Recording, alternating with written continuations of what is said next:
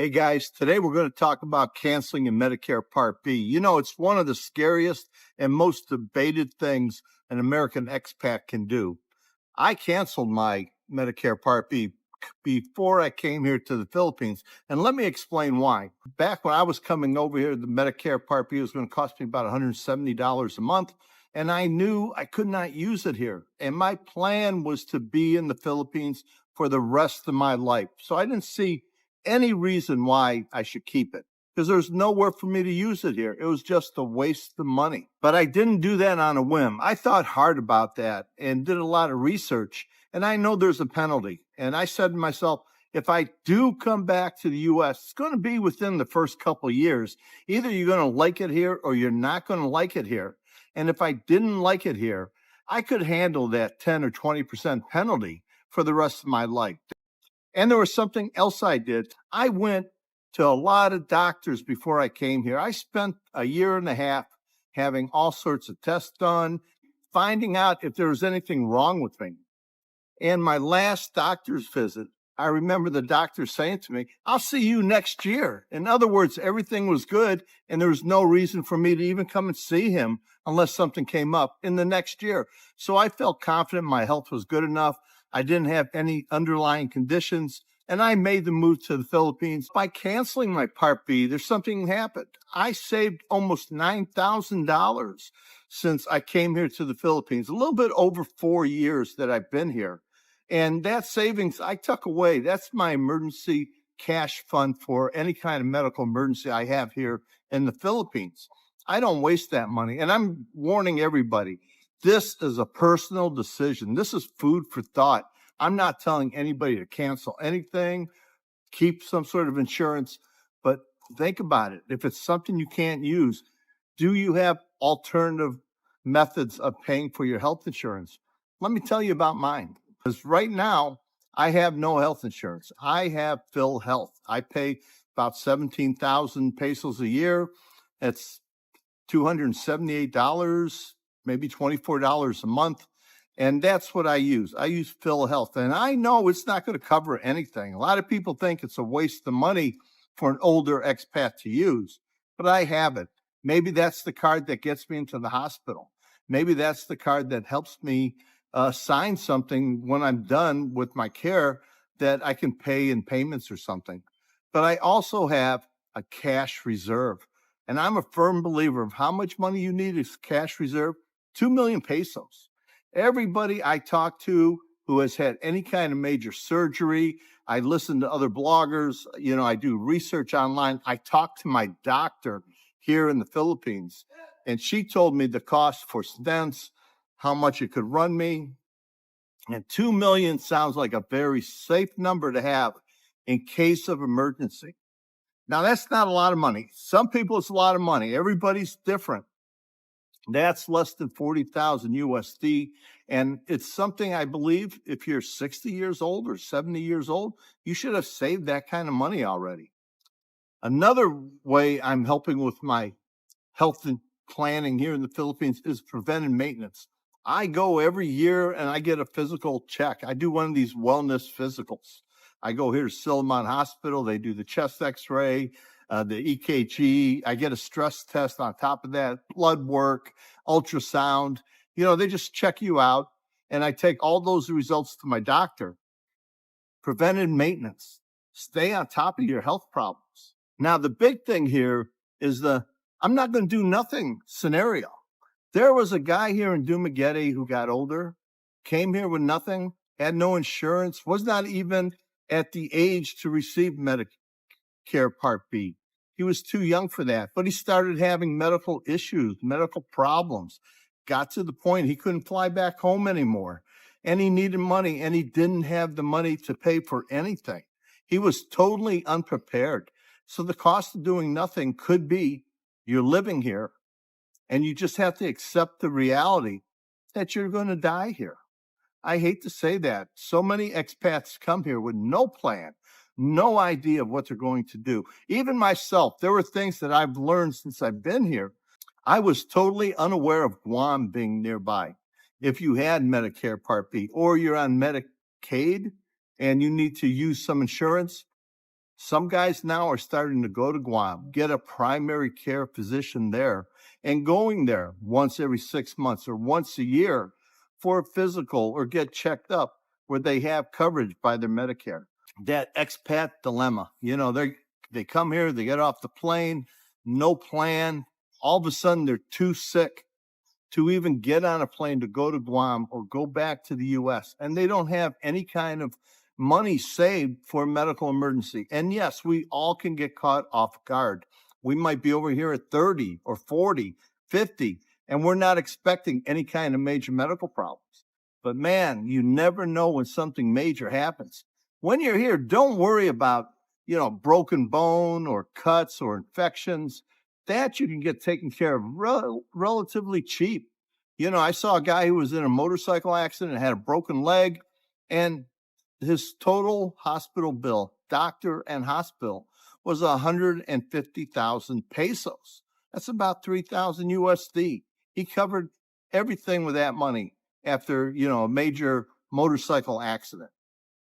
You can cover lots of things with a little bit of cash. You don't need a ton of cash. But if you're looking at catastrophic illnesses, we're talking about major heart problems, the big C, cancer, or something major that you're unaware of that could happen. And it can happen to any of us at any time. Those who fail to plan to fail. You got to have some sort of plan. What are you going to do? And some people just accept the fact that they can't afford the health insurance and they're just going to be here battling it the best way they can, seeing the doctor the best way they can, relying on friends, donations, and things of that nature. They have accepted the responsibility that because they weren't prepared, they're going to accept what God hands them, whatever the outcome is. A lot of people choose to live here in the Philippines, enjoy their life, enjoy their retirement. And when the end comes, just accept the fact. Every one of us has to make that decision when we move here to the Philippines about healthcare, and we have to live or die with our choice. Let's talk a little bit about these international health insurance plans. My piece of advice to people who are still in the U.S. and you're looking at some sort of health plan here in the Philippines for your international travel, check with your insurance agent in America. Maybe there's a rider to the policy you already have. Maybe they know someone they can recommend to you, a little bit more reliable than just coming over here to the Philippines, going online and talking to some agent online for health insurance here in the Philippines. And what countries are they going to cover? Here's a little bit of dilemma with these international health insurance plans. Some don't cover you in every country. You have to specifically tell them what country you're going to be in. Now, if you're here for a short stay, 1-2 years, and you just want to have travel and health insurance, it's a little bit pricey, but it's worth it for you for peace of mind, and you can afford it. Like I said, the choice is yours. But if you're looking at getting one of these Pacific Cross or one of these many, many different types of plans here, one, they're pretty expensive. Two, they don't cover it very well once you hit 70 and that pre-existing conditions. Now, back a few years ago when I was looking at it, they had a whole 1-year probationary period where you had to pay for the health insurance for 1 year. And then once you make the second year payment, then you start to get covered. And to me, that's the same as not being covered by anything, but you've given them your money. Two, a lot of these policies, you have to pay up front. They reimburse you. So here you are, you go to the hospital, you have some sort of issue, and you don't know if they're going to cover it or not. You pay the bill, you leave the hospital, you submit the claim to the insurance company. Are they going to pay it? Now you got to wait for that money. So you're out money. You've been paying premiums and now you're out the money. International health insurance, dealing with companies you don't know. Are they reliable? I've seen many guys who tell me they love their insurance, and I've seen many guys who have the same insurance policy hate that insurance. Nothing wrong with PhilHealth. You're going to have to pay something with PhilHealth. That's 20% of your hospital bill. That's a big portion out of that. Cash in the bank. I really, it's going to be a rare time when someone's going to need 2 million pesos to take care of some sort of medical problem. Be prepared, guys, and be willing to accept the consequences. Now, I touched on Guam just for a moment, but Guam is a great alternative. I was unaware of Guam when I came here. I knew Guam where it was. I knew they took Medicare. I heard the hospitals there weren't that good. And when I was in Guam, a few people I talked to, people leave Guam to come to the Philippines, and they go to St. Luke's, and they go to some of the major hospitals here in the Philippines and into Thailand. Remember, about 40% of the population is Filipino in Guam, so it's just natural for them to come back to their own country for medical care. But as an old expat, maybe it was better if I would have kept my Part B, gone to Guam, found a primary care physician, and went there once a year for my physical and my checkup. Guam is cheap. When I went there earlier this year, it was $400 round trip out of Manila. Hotels there were about $100 a night, and you just go in, have the appointment ahead of time, take care of your business, and come home. It's a lot cheaper than flying all the way back to the U.S.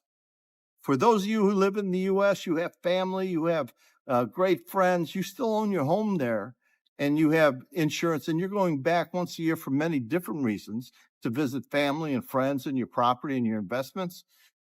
Keeping Part B could be the right thing for you. It's a personal choice. But the big flaw with traveling to Guam for healthcare or thinking you're going to go back to the U.S. if you get the big C or you have a heart condition, chances are here in the Philippines, you have a heart attack out here in the province. Say you live in Bayawan or Chaton, and you need to get to the hospital. Chances are you're going to not make it. It's a long ride. And once you get to the hospital, is the right doctor going to be on call? Is the right equipment going to be available for you? Now think about trying to make it all the way to Guam. You're going to make it to an airplane, and you're going to be able to book a ticket and get on a flight and get to Guam. Maybe the airlines won't accept you. Maybe your doctor will say, you can't travel by air. It's not safe for you. There are realities to the facts of health insurance, healthcare, living here in the Philippines. And that's something we all need to accept. The reality of healthcare in a third world country. Philippines is not primitive, but it's still developing.